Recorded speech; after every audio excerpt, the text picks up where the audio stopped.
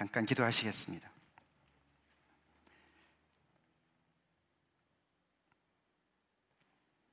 하나님이 기뻐 받으시는 예배 되길 간절히 소원합니다.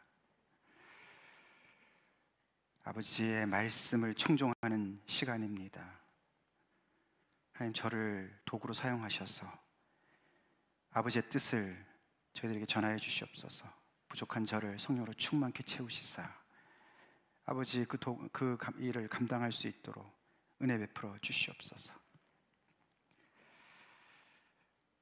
제가 전하는 말과 성경 이야기를 넘어서서 이 자리에 임재하시는 하나님을 볼 수 있게, 하나님을 대면할 수 있게 주님 은혜 베풀어 주시옵소서. 아버지, 그래서 참 예배를 평가하는 자리가 아니고, 설교를 평가하는 자리가 아니고, 하나님의 말씀 앞에 무릎 꿇는 자리가 되게 하여 주시옵소서. 하나님의 임재 앞에 잠잠하고 죄를 자백하는 자리가 되게 하여 주시옵소서. 이 예배를 통해서 우리의 삶이 고침받고 아버지 질서가 잡히게 하여 주시옵소서. 예수 이름 받들어 간절히 기도 올리옵나이다. 아멘. 저희가 요즘에 성령 하나님과 동행하는 삶이라는 주제로 말씀을 나누고 있습니다. 그래서 지난주에 저희가 야외 예배였지만 그래도 간단하게 제가 그 주제에 맞춰서 말씀을 드렸는데, 오늘은 거기 주제에 우리가 계속해서 연결해서 말씀을 나누기를 원합니다. 우리 그 주제의 가장 키버스로 우리가 잡은 갈라디아서 5장 25절 말씀 같이 한번 읽겠습니다. 시작. 만일 우리가 성령으로 살면 또한 성령으로 행할지니. 지난번에 말씀드린 대로 만일이라는 말보다는 우리가 성령으로 살기 때문에라고 해야 된다고 그랬습니다. 그게 사실이니까, 그죠? 우리가 성령으로 살고 있기 때문에 우리는 성령으로 행해야 된다라는 것. 그래서 keep in step with the Spirit. 그래서 KISS. 우리가 그 성령님과 동행하는 그 삶에 대해서 이렇게 우리가 살펴보고 있습니다. 우리 믿는 사람들이 우리 개인의 능력으로는 절대로 신앙생활을 할 수 없다. 어렵습니까? 아니면 불가능합니까? 불가능하다. 내 능력으로는 그 신앙생활을 하는 게 불가능하다. 그래서 성령 보혜사 성령님을 보내달라고 예수님께서 말씀하셨고, 그래서 우리에게 성령을 주셨다. 그리고 성령 하나님과 우리가 동행하는 그분과 친해지고 계속 같이 지내다 보면 우리도 모르는 사이에 열매가 맺혀지는 그런 부분을 우리가 지난주에 잠깐 살펴보았습니다. 이 성령 하나님과 동행하는 삶에 있어서 꼭 기억해야 될 사실 두 가지가 있다 그랬는데 기억하시는지 모르겠습니다. 첫 번째, 성령 하나님은 하나님이시다. 성령님은 하나님이시다. 그거 모르는 사람이 있습니까? 근데 우리가 가끔씩 보면요, 예수 믿는 사람들도 성령님을 종 부르듯이 막 하는 사람들이 있어요. 그거 잘못된 겁니다. 성령님이 보통 그냥 대충 이런 잡신이 아닙니다. 하나님이세요. 하나님이시고, 두 번째는 성령님은 신자 안에, 믿는 자 안에 영원토록 거하신다. 이거 믿습니까? 네, 이걸 믿어야 우리가 성령 하나님과 동행하는 삶이 가능하다라고 말씀을 드렸습니다. 이 어마어마한 일, 이 성령 하나님이 우리 안에 거하신다고요. 신자 안에 거하신다고요. 거하시는 이유가 있습니다. 목적이 있습니다. 우리 안에서 하나님의 일을 하시려고, 또 우리를 통해서 하나님의 일을 하시려고 우리 안에 거하시는 줄을 믿습니다.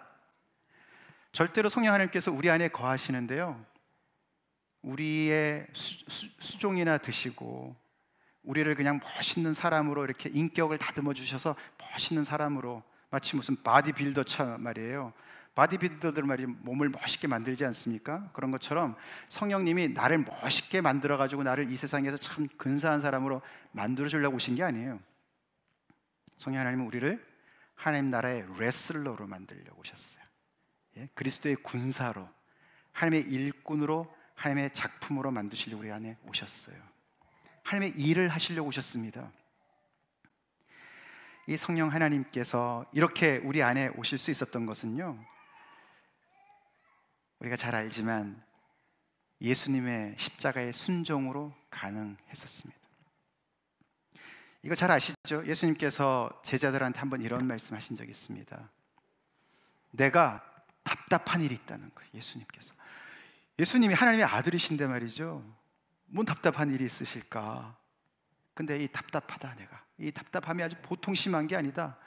내가 이것을 이루기까지는 내 이 답답함이 정말 해결이 안 된다, 그렇게 말씀하셨습니다. 그 일이 과연 뭘까?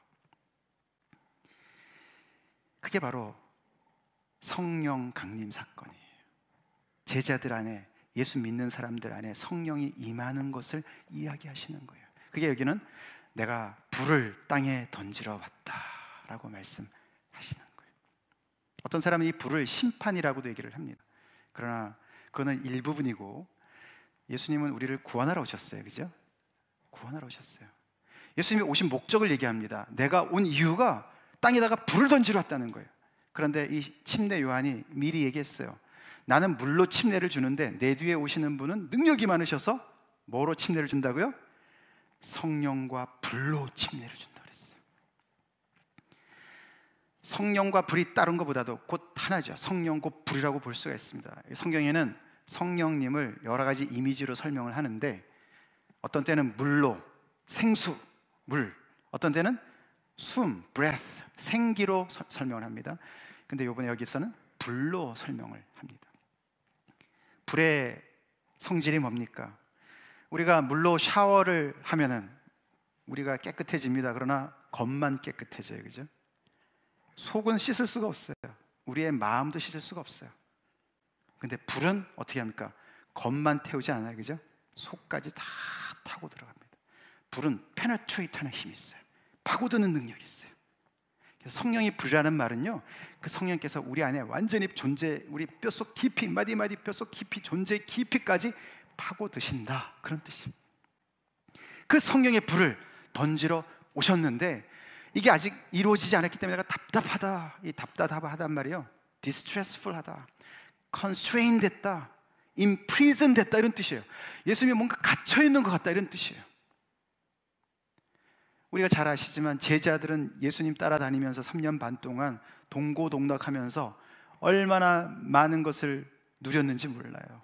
그 예수님으로부터 생명의 말씀을 배웠고, 예수님의 놀라운 기적을 통해서 정말 죽은 자까지 살아나는 그런 것도 보았고요. 귀신에 눌렸던 사람들이 해방이 되고요. 그것뿐만 아니라 자기들 또한 예수님께서 능력을 주셔서 실습도 해봤어요. 뭐가 모자라겠습니까? 그런데도 예수님은 그런 제자를 두고도 답답함이 이루 말할 수 없다. 지금 내가 빨리 이것을 이루어야 되는데, 이 소위 말해서 오순절 사건이 빨리 와야 되는데, 근데 아직 안 온 것이죠. 때가 안 됐기 때문에 예수님이 아직도 당신이 받을 침례, 십자가의 침례를 거치지 않았기 때문에 아직도 내가 답답함이 이게 여간이 아니다, 이렇게 말씀하셨어요. 그 정도로 이 오순절 사건은요, 예수님이 학수고대하신 사건이고 하나님의 이 전체 구속의 그 경륜 속에서 가장 중요한 한 사건 중에 하나였습니다. 그래서 우리가 사도행전 2장에 나타난 그 제자들이 거기 모여 있을 때, 기도할 때 거기에 성령이 임하신 그것이 보통 얘기가 아닙니다. 하나님의 구속의 역사에 새로운 장을 여는 역사였어요. 할렐루야. 예수님께서 그렇게 말씀하시는 거죠. 그 답답함이 있다. 예수님이 육신을 입고 이 땅에 계실 때 제자들과 아무리 동고동락했어도 예수님이 화장실 가시면 제자들만 있었던 거예요. 예수님이 십자가를 가실 때 제자들은 멀찍이 따라갈 수밖에 없었어요. 아무리 예수님을 사랑한다고 베드로가 아무리 얘기를 했었어도, 정말 마음속으로는 예수님을 위해서 목숨까지 버리고 싶었어도 한계가 있었어요. 그 예수님의 능력이 그 심령을 파고들고 그의 마음이 파고들고 새로운 사람으로 거듭나는 것은, 예수님께서 온전히 구원을 이루시고 십자가의 모든 것을 이루신 다음에 성령으로 말미암아, 성령이 그들에게 임하심으로 말미암아 예수님이 그들 안에 거하심으로 완성된 줄로 믿으시기 바랍니다. 그렇게 됩니다. 그래서 우리가 이 이 누가, 지금 이것도 누가복음 이야기인데 그 누가가, 같은 누가가 사도행전도 썼습니다. 그죠? 사도행전을 썼는데 그 사도행전의 1장이 이렇게 시작을 합니다. 거기에 굉장히 재미있는 표현을 하는데, 여기 시작하심부터, 여기가 이 데오빌로라는 어떤 그런 인물한테 누가가 자기가 연구하고 근원부터 자세히 미루어 살펴가지고 예수님에 대해서 쭉 복음을 써내려간 게 이제 누가복음인데, 그걸 설명을 다시 하는 거죠. 내가 먼저 쓴 글에는, 누가복음에는 예수께서 행하셨고 가르쳤었던 이 내용과 그 다음에 사도들에게 성령으로 명하시고 승천하신 때까지를 내가 기록했다, 이렇게 안 쓰고, 그죠? 그렇게 안 썼습니다. 그죠? 과거형으로 안 썼습니다. 안 쓰고 예수님께서 행하시고 가르치시기를 시작하신 것부터 해가지고 내가 승천하신 때까지 쓰고, 지금 계속 연결해서 더 쓰고 있다, 계속 쓰고 있다. 예수님이 뭔가를 시작하신 것을 얘기하는 거예요. 다시 말해서 예수님이 시작하시고 십자가에서 죽으시고 끝난 게 아니고, 부활하셔서 승천하신 다음에 끝난 게 아니고, 성령이 오심으로 말미암아 그분이 다시 제자들 속에, 그들의 심령 가운데 내려오셔서 그 성령의 임재하심 속에서 함께 거하시면서, 그 전에는 제자들과 따로따로 몸을 입고 사셨지만 이제는 그들 마음속에, 심령 가운데 들어오셔서 24/7 계시면서 당신의 일을 이루어 나가시는 것이 계속 진행 중이다, 그러고 쓴 줄로 믿으시기 바랍니다. 시작하심부터 하나님이 뭔가를 시작하셨으면요, 끝장을 보세요. 누가 보면서 끝난 게 아니에요. 이제 시작이죠. 오순절이 시작이죠. 그렇게 해서 그게 지금까지도 진행 중인 줄로 믿으시기 바랍니다. 그래서 이게 사도행전이라는 이 타이틀 자체가 문제가 좀 있어요. 그거는 사도들의 행전이다, 행적이다. 그래서 마치 거기에 정관사를 써가지고 12사도들의 행적을 쓴 것 같지만 그렇지도 않습니다. 12사도들 행적을 다 쓴 것도 아니고 그냥 어떤 사도들의 어떤 행적 정도가 되는 건데요. 근데 사실 따지고 보면은 성령의 행전이다, 그런 얘기 들어보셨죠? 사도들은 그냥 성령의 충만함을 통해서, 성령을 통해서, 성령이 제자들을 통해서 일한 것을 쓴 것이지, 사도들 스스로가 뭔가를 업적을 남긴 그런 것이 아니다. 그래서 성령 행전이다, 이렇게 얘기를 합니다. 그러나 더 정확히 얘기를 하면요, 몸인 교회를 통해서 성령 안에서 살아계신 그리스도께서 행하신 행적을 기록한 것이 사도행전인 거예요. 제가 지난 2주간에는 성령 하나님에게만 초점을 맞췄는데, 오늘은 제가 이것을 애써서 이렇게 노력해서 성령 하나님이 예수님과 연결된 것을 설명을 드리고 있는 거예요. 왜냐하면 우리가 성령님 그러면 굉장히 막연하게 생각을 많이 해요. 그래서 이게 성령을 따라 사는 삶을요, 너무 이상하게 생각을 해요. 그런 사람들이 너무나 많이 있어요. 근데 성경에 보면 성령님이 예수의 영이다, 그리스도의 영이다, 아들의 영이다, 그렇게 말씀하시는 거 기억하시죠?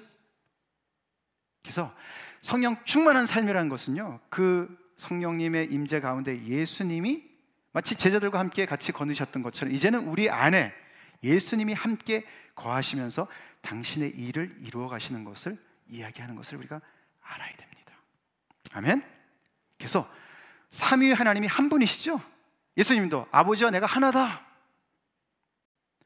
보혜사 성령, 다른 보혜사 성령을 내가 오기를 내가 기도한다, 그렇지만 그 성령 하나님이, 성령님이 또 예수의 영이신 거예요. 이분들이 다 한 분이신 거예요. 자, 그래서 예수님께서 육신을 입고 계실 때는 하나님의 뜻을 계시하시느라고 확실하게 보여주시기 위해서 오셨지만, 이제는 승천하신 다음에, 승천을 왜 하신 줄 아세요? 예수님의 육신의 몸이 끝난 것을 보여주시려고. 그러고는 무슨 일이 벌어졌습니까? 오순절 사건을 통해서 교회가 탄생했어요. 교회가 뭐예요? 예수님의 몸이에요. 주님의 몸이에요. 할렐루야. 주님의 몸이에요. 예수님의 원래 가지셨던 육신의 몸은 이제 신령한 몸으로 변화되셔서 하나님의 차원으로 이제 가셨고, 올라가셨고, 이제는 예수님의 영이신 성령님께서 그냥 떠다니시는 게 아니라 어디에 계신다고요? 믿는 자의 마음 속에, 그 무리 속에 거하시는 거예요. 그래서 베드로가 기질은 그대로인데 변화되었어요. 딴 사람이 됐어요. 바울도 그 열정의 그 사나이 그 기질은 그대로 있는데 예수님을 만나서 성령을 받아서 변화되었어요. 왜요? 그 속에 예수의 영이 거하시고 그 예수의 영이 주장하시니까.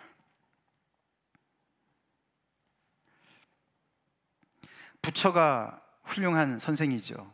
공자님도 훌륭한 선생님이세요.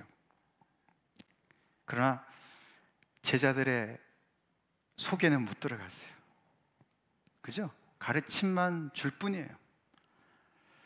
예수님의 가르침을 우리가 공자의 가르침 받듯이, 부처의 가르침 받듯이 그냥 오늘도 가서 좀 듣고서 깨닫고 뉘우치고 그 가르침을 내가 열심히 내가 정성을 들여서 열심히 해야지. 그렇게 되면은 기독교나 불교나 다 공자나 똑같아요. 우리 이게 예수 믿는 예수 신앙, 기독 신앙의 신비예요. 이거 믿으십니까? 우리가 예수님을 회개하고 믿을 때요, 예수님이 우리 안에 계시는 거예요. 우리 안에 계시는 거예요.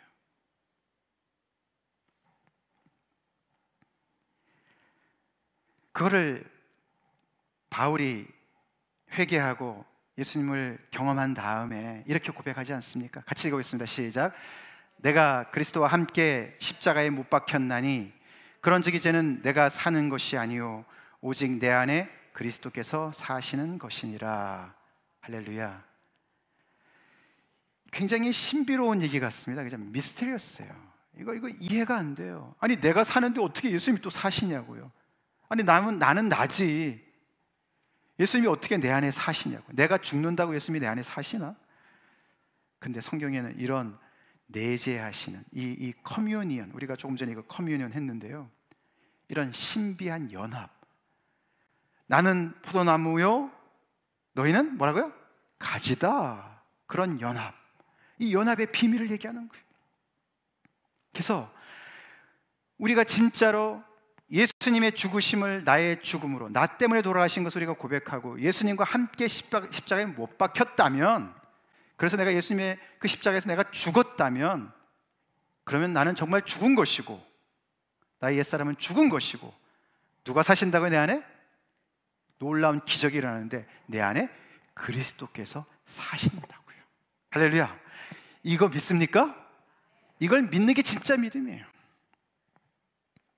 그래서 우리가 첫 시간에 살펴본 대로 성령 충만에 대해서 우리가 성령 침례라는 말과 성령 충만이라는 단어가 두 개가 중요한데, 그것이 가능하기 위해서는 우리가 전적 의지와 전적 항복이 필수다, 그렇게 말씀을 드렸습니다. 우리가 예수님 믿을 때 우리 안에 성령님이 오셔서 예수님을 모시고 우리가 우리 안에서 왕노릇 하셔야 되는데, 왜 우리가 살면서 나는 그 성령의 임재하심을 이렇게도 모를까? 한마디로 내가 펄펄 살아서 그런 거예요. 성령님을 의지하지 않는 삶 때문에 그런 거예요. 성령님께 서렌더하지 않아서 그런 거예요. 내가 너무 잘나서 그런 거예요. 내가 너무 강해서 그런 거예요. 내가 십자가에 못 박혔다고 그러면서도 다시 살아나서 내 옛사람을 주장하고 내 혈기를 부리는 그런 삶 때문에 성령님께서 계시지만 결국은 내가 맨날 성경을 이겨먹는 그런 삶을 산다는 것이죠.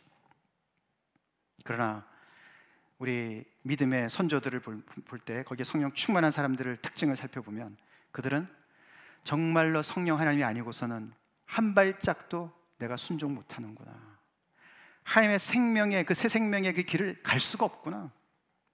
그래서 전적으로 하나님을 의지하고 전적으로 항복하고 자기 자신을, 자기의 몸을 전부를, 존재 전부를 consecrate, 봉헌하는, 아까 우리가 내게 있는 모든 것을 예수님께 다 드립니다. All to Jesus I surrender.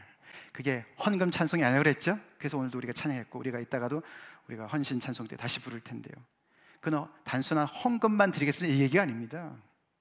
나의 존재 자체를 서렌더하고 전적으로 의지해서 주님께 드립니다. 날마다 드립니다. 그게 바로 십자가에 못 박혔나니 이거예요. 이게 성경의 진리입니다. 예수님도 그렇게 답답함을 가지고 있으면서 제자들한테 정말로 그들 마음속에 들어가길 원하셨는데 그분이 받을 침례를 통과했었어야 됐어요. 그분이 죽으셨어야 했었어요. 우리도 마찬가지예요. 우리도 성령을 받으려면 우리도 죽어야 돼요. 우리도 이 십자가에 못 박히는, 이 맨날 그 십자가에서 죽는 그런 삶이, 전적인 의지와 전적인 항복이 있어야만 성령님이 저를 100% 차지하십니다. 저를 주장하십니다. 그런 신앙이 사도행전에 많이 나타나는데, 그 나타나는 중에 몇 가지를 살펴보면 우리가 오늘날의 이 성령 충만함의 삶에 대해서 좀 오해하는 사람들이 꼭 기억해야 되는 것들이 두 가지로 우리가 살펴볼 수가 있습니다. 첫 번째로는요,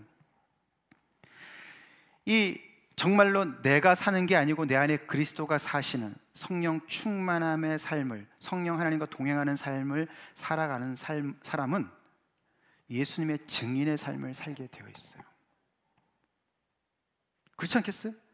나는 죽었고요, 내 안에서 그리스도가 사시거든요. 그럼 내가 살면 살수록 내 안에서 누굴 봐야 돼요? 그리스도를 봐야죠. 그리스도를 봐야 되죠.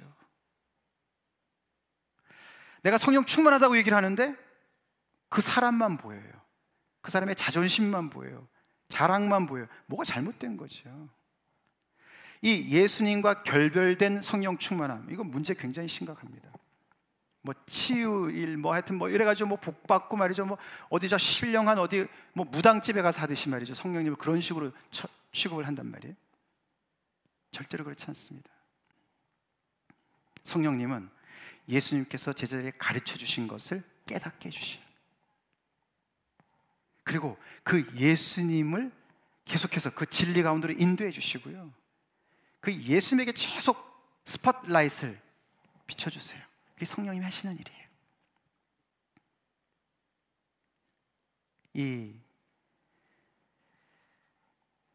그래서 그 성령 충만한 사람은 항상 예수님이 중심에 있어요. 예수님을 높이고 예수님을 자랑하고 예수님을 증거하는 그 특징으로 아주 가득 차 있어요. 그게 너에게 성령이 임했을 때 너희가 권능을 받고 하는 일이다.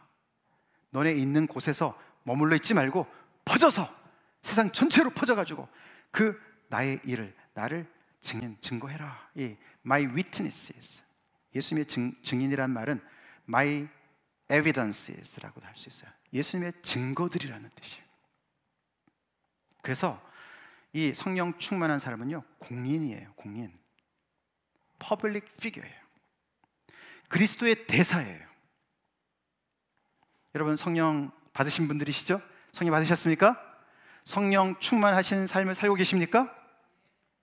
거기는 아멘을 좀 못하실 수도 있겠지만 성령을 받으셨다면 우리는 다 공인들이라고요. 그리스도의 군사로 부름을 받은 자들이 자기 일에 얽매이지 않는다, 이런 말씀이 있죠. 그리스도의 대사로 우리가 살라고 우리에게 성령을 부어주신 겁니다. 아멘? 나를 높이고 나를 자랑하고 바디빌더 아니라고요. 또 한 가지는 여기 보시면은 예수님이 재밌는 말씀하시죠. 사울한테, 사울이 꼬꾸라져서 이제 바울이 되기 직전이죠. 땅에 엎드러져 들음에 소리가 있으려되 사울아 사울아 내가 어찌하여 나를 핍박하느냐. 잘 아시지만 사울은 예수님을 핍박한 적이 없어요. 아마 못 봤을지도 몰라요. 이 사울은 누구를 핍박했습니까? 예수님의 제자들을 핍박했어요. 근데 예수님이 과장법을 쓴 걸까요? 아닙니다. 여기서 우리가 중요한 사실 하나를 아는데, 성령의 사람들은 예수님의 몸이라는 거예요. 몸의 한 일부라는 거예요. 지체라는 거예요. 그래서 예수님은 우리 여기 있는 모든 여기 모여 있는 사람들 한 사람 한 사람을 다 예수님과 동일시 여기시는 거예요. 이거 믿습니까? 우리가 주님의 몸의 일부인 거 믿습니까? 지체인 것을 믿습니까?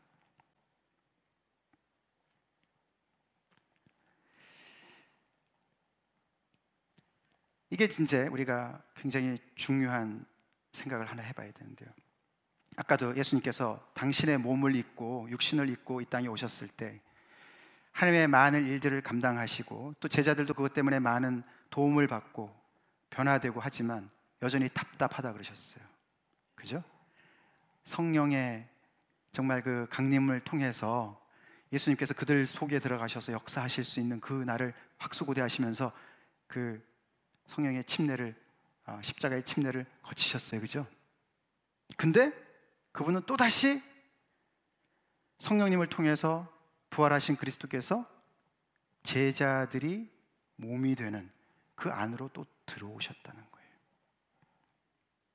그래서 여전히 답답할 수가 있는 상황으로 들어오셨어요. 그거 생각해 보세요. 성령 하나님께서, 예수님께서 우리 안에 들어오셨어요. 근데 우리를 멋대로 막 당신이 끌고 가지 않으세요. 그분 인격체시기 때문에. 그래서 우리가 제약을 할 수가 있어요. 내가 성령님을 제한할 수가 있어요. 교회가 주님의 역사를 제한할 수가 있어요. 이게 그 얘기예요. 지금 예수님께서 왜 나를 박해하느냐, 예수님께서 몸이라고 얘기하시지만 또 그 몸 안에 갇혀 계시는 예수님이 보이지 않습니까? 이게. 그래서 이 주님의 몸인데 우리가 이 교회로 말미암아 그 예수님께서 제약을 받으시는 상황을 우리가 생각을 해봐야 되죠. 교회가 그리스도의 장성한 분량에 충만한 데 이르기까지 성장해야 되는데 그렇게 성장을 못합니다. 이래저래, 그죠? 아직 어려서 거기까지 성장을 못한 경우도 있어요. 우리 주한이나 솔지 아직 어려요. 그죠? 그 주한이 솔지한테 막 그 미적분 풀으라 그러면 안 돼. 그죠? 그 나이에 맞게 잘 성장하고 있어요. 교회도 마찬가지죠. 교회도 어린 교회가 있습니다. 그래서 그가 성장하는 과정에 아직 어리기 때문에 제약사항이 있을 수도 있습니다. 그죠? 하나님은 그거 가지고 뭐라 그러지 않습니다.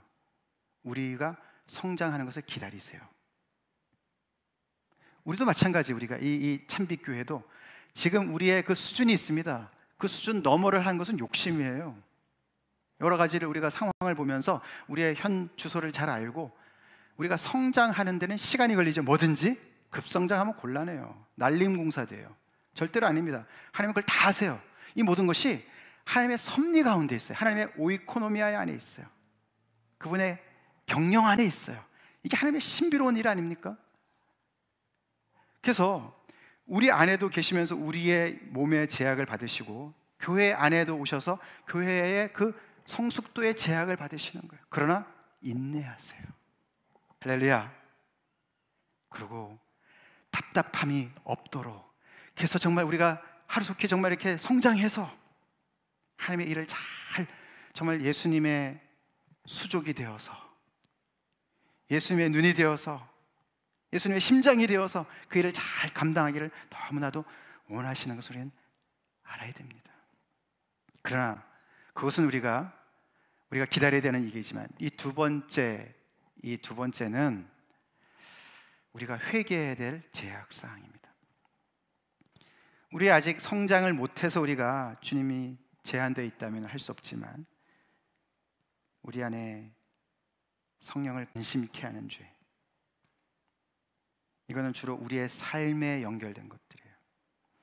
이거는 개별적인 것뿐만 아닙니다. 제가 계속 말씀을 드리지만 이거는 우리 교회로서 얘기를 해요. 단체적으로 생각할 수가 있어야 돼요.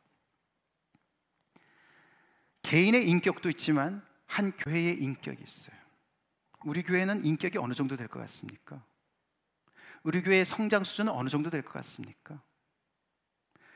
나는 상관없어, 나만 잘하면 돼. 아니라고요. 주님이 이렇게 말씀하시잖아요. 주님의 몸이라고 말씀하세요. 그렇죠? 우리 이렇게 너무나도 동떨어져 있는 개별적인 신앙생활 집어쳐야 됩니다. 절대로 성령 충만한 사람은요, 외톨이가 없습니다. 외톨이가 있을 수가 없어요. 그 안에 정말 성령님이 계신다면 그 성령님이 함께 계시고 예수님이 있는 생명과 서로가 결탁돼요. 할렐루야. 결탁돼야 돼요. 지체예요. 하나예요. 근데 우리가 교회로서 단체적으로도 성령을 근심케 할 수가 있고 성령을 소멸하는, 이 소멸이라는 것은 사역과 관련된 것들이에요. 하나님의 역사에 우리가 정말 감당해야 되는 많은 사명들을 소홀히 하는, 게을리하는, 그래서 성령을 퀸칭시키는 거예요. 이 성령의 불을 꺼버리는 거예요. 이 두 가지 죄는 우리가 회개해야 되는 거예요. 우리의 수준이 아직 성장하지 못한 것을 하나님께서 뭐라고 그러시지 않고 우리의 수준에서 우리가 건강하지 못한 우리의 죄를 회개하라고 오늘 말씀하시는 것을 우리가 귀담아 드려야 되겠습니다. 그래서 지난번에 처음에 말씀드린 대로 땡큐 성령 하나님, 우리 안에서 역사하시는 7가지로 제가 요약을 했는데, 이런 많은 일들을 하시는 것을 우리가 개별적으로만 생각할 것이 아니라 교회 전체적으로도 성령님께서 일하세요. 이렇게 우리를 교회적으로 깨닫게 하십니다. 그래서 초대교회가 그렇게 부지런히 모인 거예요. 모여서 열심히 기도한 거예요. 성령께서 오셔서 우리를 깨닫게 해달라고, 우리를 인도해달라고, 우리를 책망해달라고, 그래서 열심히 모여서 기도했습니다. 오늘날의 이 인터넷 말이에요, 동영상, 문제예요. 문제예요. 모이기를 패하는 습관을 기르게 만드는 거예요. 우리는 몸을 입고 있기 때문에 우리가 어디 있느냐가 굉장히 중요합니다. 물론 설교를 이렇게 녹음으로 들을 수가 있습니다. 부득이한 사정을 할 수 없죠. 그러나 그보다, 이 자리에 오는 것보다 더 중요한 하나님의 일이 아니라면 잘못하는 거예요. 말씀을 듣는 자리, 기도하는 자리 우리는 와야 돼요. 목숨 걸고 와야 돼요. 우리가 같이 몸을 입고 있는 사람들끼리요, 잠깐만 모여야 돼요. 그래서 우리가 같이 단체적으로 하나님께서 이렇게 말씀하시는, 우리를 증언하시고 간구하시고 우리에게 경고하시고 우리에게 임파워링 하시는 모든 것들이 개별적으로 다 해결되는 것이 아니라고요. 아까 우리가 처음에 주님의 증인되는 삶은 개별적으로 할 수 있었지만 우리는 주님의 몸은 우리가 항상 같이 단체적으로 얘기를 하는 거예요. 그리고 지난주에 우리가 살펴봤던 이 갈라디아서 5장 말씀, 성령의 열매, 이것도 단체적인 얘기라고 말씀드렸죠. 육체의 일이 현저한 그룹이 있고 성령의 열매가 가득, 그러니까 주렁주렁 달린 그룹이 있다는 거예요. 그게 주님의 자녀들이어야 됩니다. 교회의 모습이어야 됩니다. 거기에 성령의 열매들은 혼자서 절대로, 혼자 외톨이로서 맺힐 수 있는 거 아니에요. 사랑 어떻게 혼자 해요? 가상적인 사랑이죠. 옆에 구체적으로 있는 지체를 보면서 사랑을 해야죠. 그의 독특한 그 정말 늘 바더를 하는 그런 것조차도 내가 껴안는 게 사랑이죠. 아멘? 오래 참는 거 혼자 어떻게, 혼자 뭐 아니잖아요. 그죠? 그 모든 것들이 다 관계적인 얘기들이에요. 몸을 입고 있는 우리 이 교회 안에서 일어나는 것을 얘기하는 거예요. 이 안에 얼마나 예수님의 이 성품인 성령의 열매가 얼마나 성숙하게 맺혀지고 있나, 거기에 지대한 관심을 가지신 분이 성령 하나님이세요. 그거 하라고 성령님이 우리 안에 오셨습니다. 아멘? 우리 마지막으로 이 말씀 읽고 같이 말씀 나누게 끝맺겠습니다. 시작. 대답하여 이르시되 우리 아버지는 아브라함이라 하니 예수께서 이르시되 너희가 아브라함의 자손이면 아브라함이 행한 일들을 행할 것이거늘. 잘난 척하는 유대인들한테 예수님께서 말씀하시는 거예요. 자기네는 아브라함의 자손이라는 거죠. 우리 아버지는 아브라함이다, 자랑만 해요. 혈통을 자랑해요. 그러니까 예수님이 너네가 아브라함의 자손이면 뭐라고요? 아브라함의 행사를 해라. 앞뒤 안 맞는 소리 그만해라, 그런 얘기죠. 오늘날의 세상이, 교회 성경을 아는 사람들이 교회에 대해서 이렇게 얘기할 수 있을 것 같아요. 그죠? 너네가 예수의 제자라면 예수의 행사를 해라. 너네가 성령 충만한 사람이라면 예수의 행사를 해라. 그게 성령 충만한가라고 말씀드렸죠. 그죠?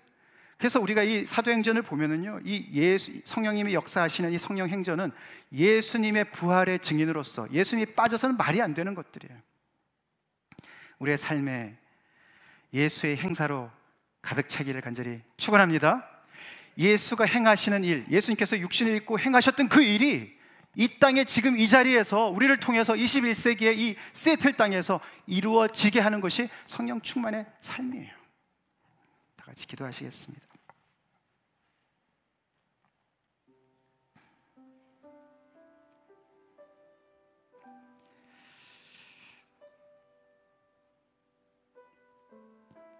예수님이 얼마나 답답하셨으면 이렇게까지 정말 넋두리 같이, 그 독백 같이 이렇게 하셨겠습니까?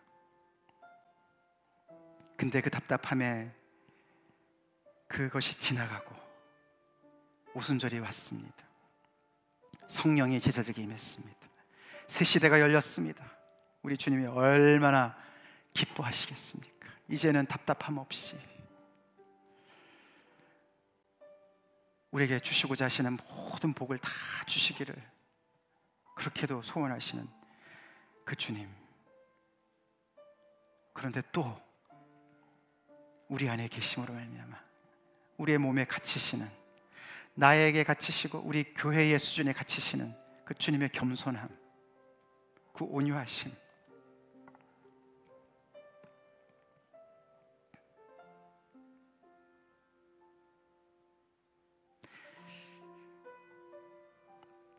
내 삶 속에서 사도행전의 초대교회 역사 같은 것들을 못 본다면은 간단한 거지요. 나는 성령과 상관이 없는 삶을 살고 있구나, 그렇게 생각하시면 됩니다.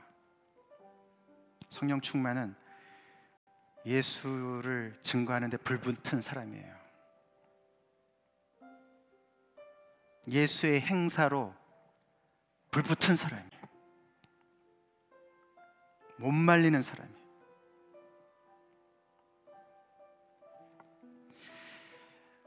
주님의 답답함을 우리가 헤아리고, 우리가 혹시 근심케 하는 죄, 개인적으로, 교회적으로, 성령을 소멸하는 죄, 개인적으로, 교회적으로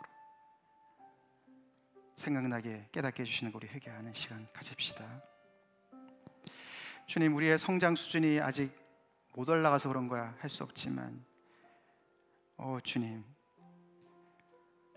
저희가 주님을 근심케 했던 죄, 소멸한 죄 회개합니다.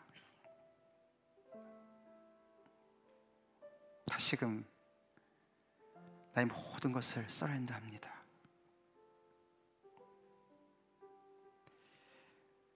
그리스도의 장성한 분량에 충만한 데까지 우리가 성장해서 우리 안에 계시는 주님이 답답함 없이 일하실 수 있기를 소원합니다. 우리 다 같이 이렇게 주님께 기도하시겠습니다.